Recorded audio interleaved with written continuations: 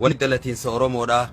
Oromoon ilma lama dhalee Booranaa Bareentoo haati isaanii Hayoo Meetoo Harallooti. Haati Oromtichaa immoo tarii xabboo jeniin Oromoon maqaa jaarsaatiin jaartii amti. Hayoo Meetoo jaartii Oromtichaa waan hin ta'in jaartiin Booranaa Doobiroo Booranaa jeniini jaartii Bareentumaa haadha ilmaan shananii bariitee Bareentoo jeniin. Amma Bareentoo fudhannee Bareentoo ka Oromooti. Oromtichi ka xabbooti. Xabboo ka Waaqooti. Waaqoo ka daadhiiti. Daadhiin ka Utteeti. Utteen ka Biiteeti. Biite ka Walaabuuti. Walaabu ka Jiilchaati. Jiilcha ka Dawwarooti. Dawwaroon ka Hoofaati. Hoofa ka Sharaati. Sharaat ka Hadiyyaati. Hadiyyaan ka Raabaati. Raaba ka Dooriiti. Dooriin ka Mormoori. Mormoor ka Maammaati. Maammaan ka Warari. Warar ka Waayyuuti. Waayyuu ka Goodeeti. Goodee ka Mariiti. Mariin ka Galaani. Galaan ka Waddaati. Wadda ka Shunkuri. Shunkur ka Imari. Imar ka Battaani. Battaan ka Luubaani. Luubaan ka Maliki. Malik ka Kuush. Kuush ka Haami. Haam ka Nuuhi. Nuhu ka Maliki. Malik ka Matooshaati. Matoosha ka Yaariti. Yaarit ka Muhallali. Muhallal ka Anuu. Anuu ka Anuush. Anuush ka Shii.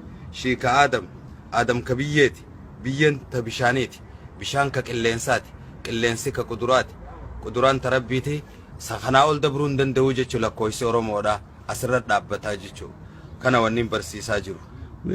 Ummata aadaa Oromoo ijoollee aadaa Oromoo beekneef akkamitti dhaqabdee akkamitti barsiisuu dandeessi? Ijoollee hogguu lakkaawwatan gaafa jalqaba gartee odoo sirni gadaadhaan capin Bareentuma amma hogguu lakkaawwadhu fakkeenyaaf ani maqaa kiyyarraa kaaseetiin lakkaawaa haadha tiyyaatis ni lakkaawaa jechuudha. Ijoolleen akkasi baratti. Kana amma callaan ka carcari. Carcar ka Wadaay ka Doocceeti. Doocce ka Jaarraati. Jaarraan ka Leediiti. Leedi ka Buukooti. Buukoo ka Jaldiiti. Jaldi ka Oolooti. Ooloo ka Liibani. Liiban ka Arroojjiiti. Arroojjiin ka Ituuti. Ituun ka Murawwaati. Murawwa ka Bareentooti.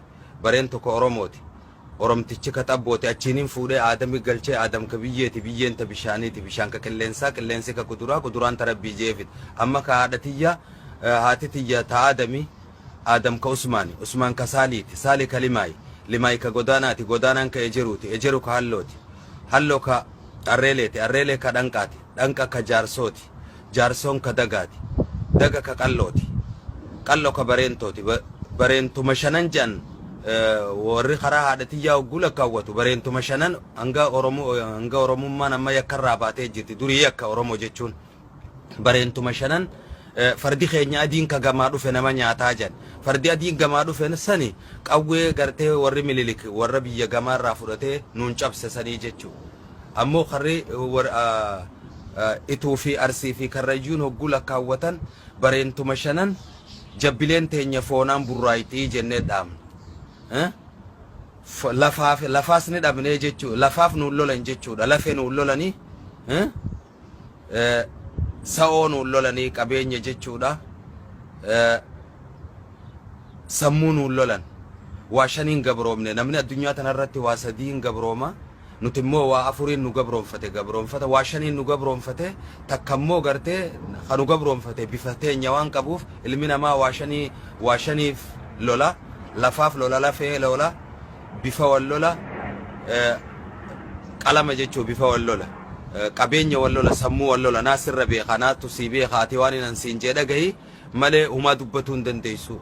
Kanaaf amma Oromoon kana bira waan achi dabarteef gadaan Oromoo deebi'ee waan jiruuf galmi qaalluu haga bakka deebi'u eeyina ijoolleen lakkaawwattee hogguu ooftee dhaabde duraan Bareentoo hogguu jan warri Booranaatis geeyseetuma 11 Boorana fardi keenya fardi adiin gamaa dhufe nama nyaataa jan qawwee warri adiin gamaa fidee gartee warra nu gabroonfatee kenne san ibsitii jechuudha. Oromoon gungummii fi alaanalaa fi baannataa fi dhaammataa fi sirba keessatti walaloo keessa waa himatti. Kanaaf akkasi ijoolleen hogguu amtee maqaa abbootii ooftee dhaabde maqaa gosa sii gaffiddee lakkooytee achirraatti ooftee ka Bareentumaatis ka Booranaatis akkasitti Aadamitti galchanii jechuu. Aadam ka Biyyeeti. Biyyeen ta Bishaaniiti. Bishaan ka Qilleensaa. Qilleensi ka Kuduraa. Kuduraan ta Rabbiiti.